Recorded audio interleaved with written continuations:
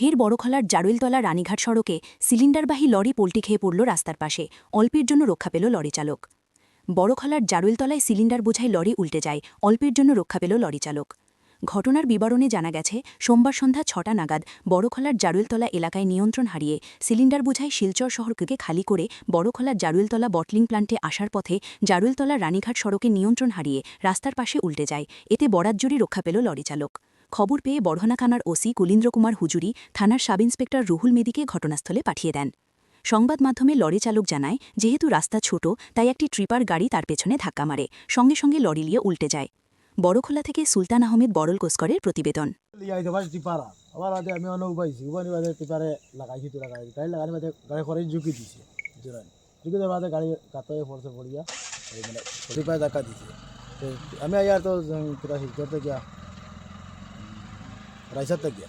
Plant এটা ও তা কোন সময় হয়েছে ঘটনাটা? ও তো আনতে আধ ঘন্টা হয়ে গেছিল।